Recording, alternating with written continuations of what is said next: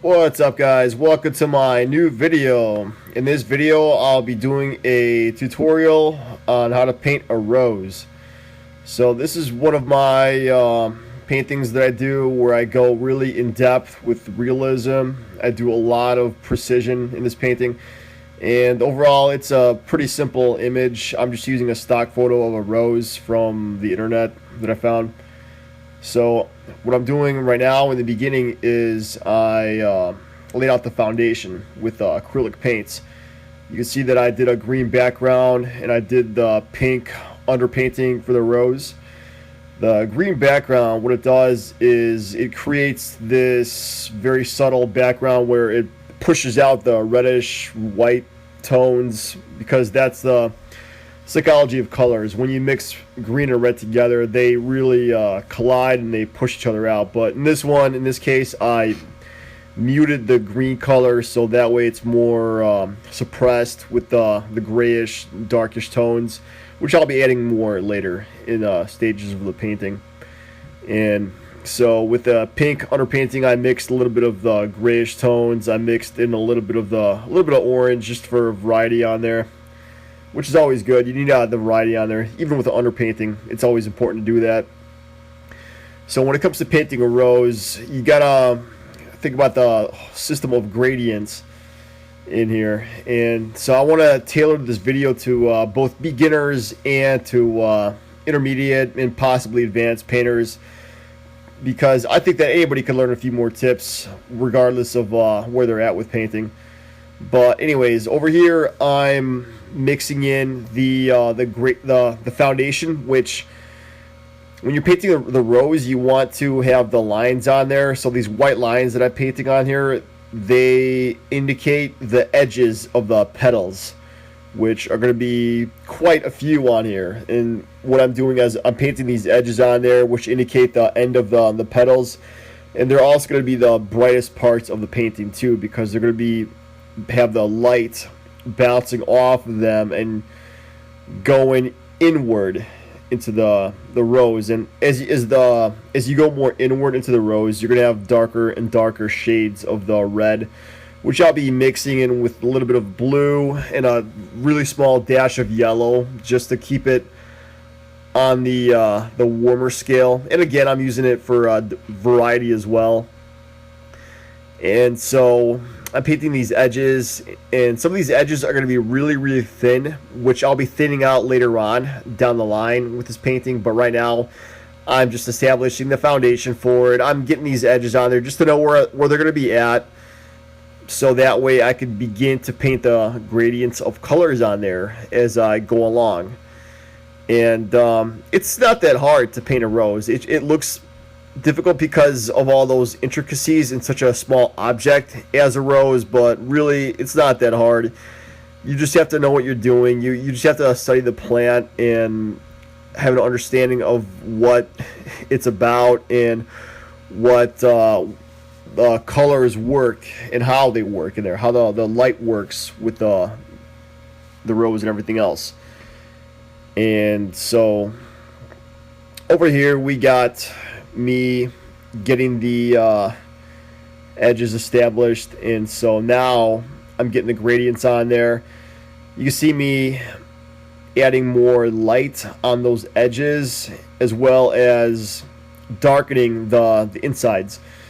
So yeah, that's what it is. It's like you have all these fins, these petals, these objects that come outward towards you, and then they're gonna go inward. I mean, I wish I could just like show this to you guys in person, but I'm gonna do this as best as I can in this video. But you can see me going with the gradients on here. I mean, you go from light to dark, you make a transition, and also depending on how close the petal is to the one over it, you're gonna also have a varying degree of darkness on there. Like for example, some of these petals are gonna be further away from the next one over, and in that case, you're going to have more shading. You're going to have more darkness in between that gap. So that way it's going to indicate a bigger gap in a bigger play on light, a bigger shadow rather. And in those areas where the petals are going to be closer to each other, like the ones on top, you can see that there's less shadows over there. You're gonna have less contrast there, and you're just gonna have like more similar grades of color on there. And also, another thing to remember is that keep those keep a little bit of a reflection on there, because you can see on some of those petals, you can see me having that little bit of a reflection on that top petal, which I'll be adding more on some of the other parts too. And because the rose, they're not 100% what's that word, opaque. I mean, they have a little bit of a reflective quality to them, and so I'm adding a little bit of that quality on some of these petals on there. Like the inner ones, they don't have it as much as the outer ones. So keep that in mind. And over here, you see me thinning out those petals. You can see me starting to really refine that the contrast inside that rose. I think that's the trickiest part too, was painting that inner part, especially if you're painting small flowers. Getting that really inner part of that rose is tricky. Keeping track of the various petals coming together like that in the big cluster, it was kind of tricky to do that, but I managed. And the way I did it was I just kept it organized. I did one thing at a time. I got one cluster at a time. I got one little petal at a time, and that way I just worked off of that and onto the next one over. So that way I could kind of build that little ecology of painting on there, if you will.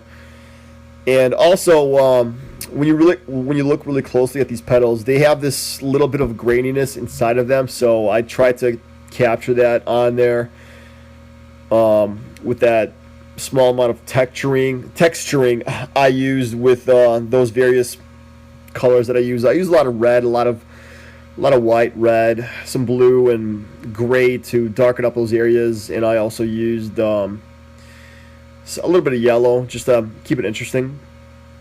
But yeah, it wasn't that difficult to paint this overall. I didn't spend that long. I would say like it took me a good 5 hours total on it. But yeah, I mean, I really hope that if you're a beginner, you could get something from this video, that it's really not that difficult. You just have to establish a good foundation on there, a good foundation of colors, underpainting, just following the right steps on there too, like getting a good stock photo, because I mean, I got it from a photograph. And yeah, getting those edges on there, the preliminary work is going to be the most important part. Just getting those edges on there and going off of there and getting those gradients on there, because that's what it's all about, is those gradients of colors transitioning from a dark to a lighter color. So guys, I hope that you got something out of this video. If you did, click the like button, subscribe to my channel, leave a comment below for any suggestions or feedback. So again, thanks for watching.